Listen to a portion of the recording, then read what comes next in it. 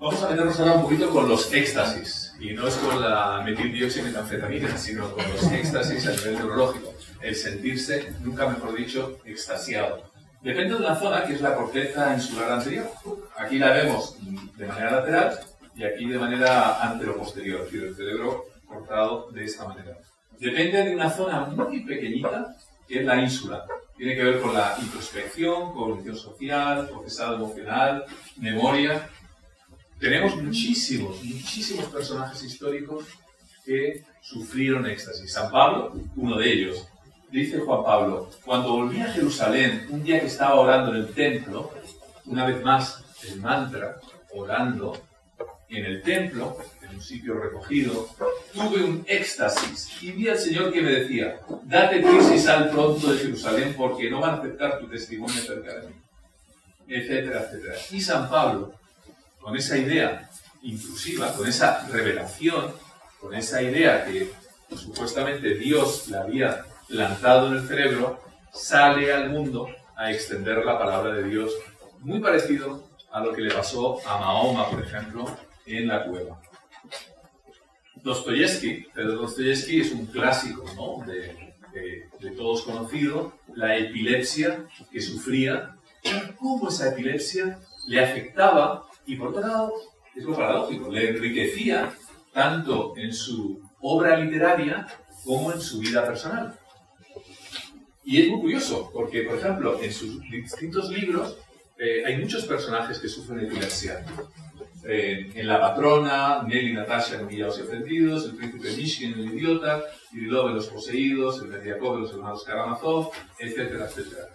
Si estudiamos bien el caso de Fedor Dostoyevsky, cómo le ocurría esto, y estamos ya enlazando ahora neurología pura y dura con esa espiritualidad y con esas experiencias, lo más probable es que tuviera una esclerosis mesial, que es justamente en la zona mesial del cerebro, pues nada más es apenas 1 centímetro cuadrado de alteración que produce este tipo justamente de experiencias.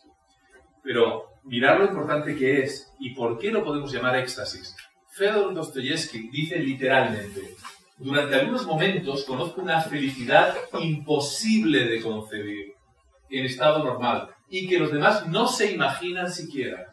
Experimento una armonía completa entre el mundo y yo. Y esta sensación es tan fuerte, tan suave, que por algunos minutos de este gozo se podrían dar 10 años y quizá incluso toda la vida. De hecho, uno de los problemas que tenemos en ocasiones es que algunas personas que tienen estos auras y estas crisis codiciales, cuando los medicamos, para que no tengan una crisis tónico-crónica, esas convulsiones, etc., pues echan muchísimo de menos este tipo de experiencia. Y se revelan, algunos incluso hasta dejan de tomar la medicación. Santa Teresa de Ávila, qué mejor sitio que mencionarla que justamente en esta ciudad, Doña Teresa de Cepeda y Ahumada. Era un compendio realmente de patologías a lo largo de su vida. Una persona tremendamente espiritual que además ejercía, para aquellos años sobre todo, un feminismo y un arrojo dignos de elogio. Una vida muy difícil. A los 17 años ya tuvo cuadros febriles recurrentes y tenía estados alterados de conciencia. Ya era una persona tremendamente espiritual. Por ejemplo, dice ella misma, habíame dado con unas calenturas unos grandes desmayos. Es decir, perdía la conciencia. A los 24 años fue desahuciada y dado por muerta, excepto por su padre. E incluso llegaron a amortajarla. Dióme aquella noche un gran parajismo, imaginamos que se refiere a un paroxismo, que me duró estar sin sentido 4 días. Poco menos. En esto me dieron el sacramento de la unción, y cada hora o momento pensaban, expiraba, y no hacían sino decirme el credo, como si alguna cosa entendiera. Teníanme a veces por tan muerta que hasta la cera después me hallé en los ojos. A los 43 años, Santa Teresa, sufre el primero de los éxtasis que con frecuencia irregular ya le continúa realmente hasta el final de la vida y es también aquel vector que de alguna manera la lleva, acarrea y es donde concentra todas sus memorias. Tenía crisis de éxtasis bruscas, inesperadas, en ocasiones era breve, a veces ella misma dice, el éxtasis le duraba el tiempo de una Ave María, o algunas duraban toda una salve. Anulación sensorial, tenía una dificultad para moverse, se quedaba inmóvil, totalmente extática, no estática, sino extática, acompañada, imbuida de un gran éxtasis. Y además, cuando el cerebro lo acostumbramos, eso lo habréis experimentado los que, por un lado, seáis religiosos, recéis, o os dediquéis a la meditación, a repetir el mantra, etcétera, etcétera. Habréis observado que a medida que lo vais practicando, entráis en estados Z de conciencia mucho más rápido. Es decir, en este instante, Santa Teresa lo que dice es que a medida que va rezando, va adquiriendo de alguna manera la habilidad de entrar en éxtasis cada vez más rápido. ¿Sí? Eso tiene una serie de conversaciones con Dios que le pregunta sobre detalles, porque me ha venido el padre no sé cuántos, o porque me llevo mal con tantas monjas, o porque quiero arreglar el convento y no tengo dinero, y le contesta. Y se llama respuesta... Diálogos correspondidos. Algo, por otro lado, relativamente frecuente en muchas personas que tienen una vida religiosa o espiritual y que se dirigen a su figura sagrada, y en ocasiones reciben literalmente la contestación. Pero realmente el tema es apasionante, está imbuido de un misterio brutal. Para los que les guste solo la neurología, que se agarran a la neurología, pero desde mi punto de vista hay un puente entre ambos mundos. Bueno, ella decía, no se puede dar ni los ojos abrir y por la mayor parte están cerrados los ojos, aunque queramos cerrarlos, y si abiertos alguna vez, advierte lo que decir. Podía abrir los ojos y no era capaz de conectar con ese mundo externo. Alucinaciones complejas, por ejemplo, veía personas, ángeles, los diálogos, es decir, cosas relativamente complejas y algunas simples. En ocasiones veía a su hermana, veía animales, veía cadáveres, veía pajaritos. Es curioso porque, por ejemplo, Mahoma también, cuando está en la cueva, también llega a entrar en esos paraísos donde están plagados de animales, de pajaritos que trinan, paisajes tremendamente bellos, es decir, de tipo, literalmente, que podríamos calificarlos de paradisíacos, ¿no? Algunas son multisensoriales, pero ya veremos por qué. Cosas hermosas, ricas, agua, campo, flores, visionados con gran nitidez, realísimas, pero con conciencia de alucinación. Es decir, a esto técnicamente lo solemos llamar alucinosis, no alucinación. Cuando uno mismo se da cuenta de que estás alucinando. La alucinación, por el contrario, le das una carta de fe de que realmente está ocurriendo.